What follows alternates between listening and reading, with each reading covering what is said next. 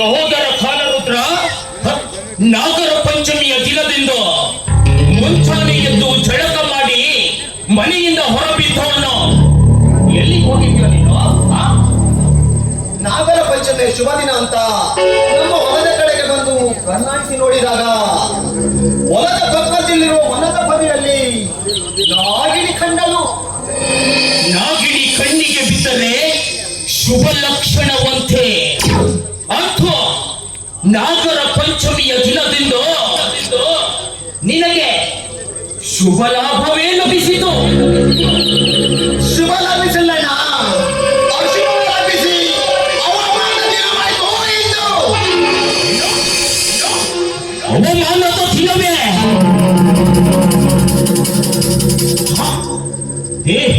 ಏ ಕಾಲರುದ್ರ, ಅಂದರೆ ನೀನು ಆ ಕಾಡಿನ ನಾಗಿಣಿಗೆ ಹೊರ ಮುಗಿದರು ಅವಳು ನಿನಗೆ ಹೆಡೆ ಬಿಚ್ಚಿ ಆಶೀರ್ವಾದ ಮಾಡಲಿಲ್ಲವೇ?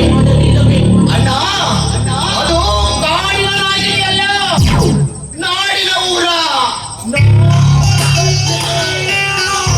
ಅವಳ ಮುದ್ದಾದ ಮೋಹಕ ಮುಸುಡಿ ನನ್ನ ನಾಡಿಯನ್ನೇ ತಳಮಳಿಸಿಗೊಳಿಸಿದಾಗ ಅವಳನ್ನು ಹಿಡಿದು ಮುದ್ದಾದವಳ ಕೆನ್ನುಡಿಗೆ ಚುಂಬಿಸಿ ಕಾಮದಾಸಿಯು ನಿಗಿಸಿಕೊಳ್ಳಬೇಕೆನ್ನುವಷ್ಟರಲ್ಲಿ ನನ್ನ ಬೇಟೆಗೆ ಅಡ್ಡವಾಗಿ ನಿಂತು ಅವಮಾನ ಮಾಡಿ ಹೋಗಿದ್ದಾನೆ.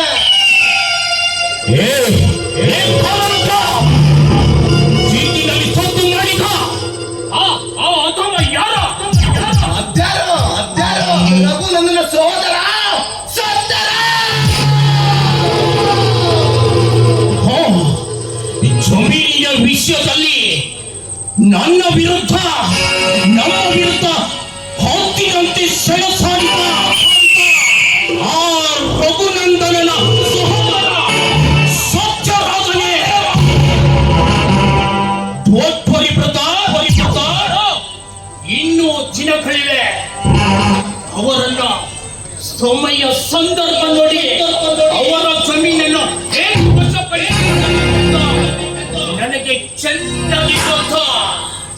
ನಡ ಹೇಗಾದರೂ ಮಾಡಿ ಈ ಭೂಲೋಕದಿಂದ ಅವರಿಗೆ ಪರಮಾತ್ಮನ ಲೋಕಕ್ಕೆ ಹೇಗೆ ಪಾರ್ಸಲ್ ಮಾಡಬೇಕು ಅಂತ ನಾನು ಹೇಳ್ತೀನಿ. ಕೊಲಿಸಲೇಬೇಕು, ಅಂದಾಗಲೇ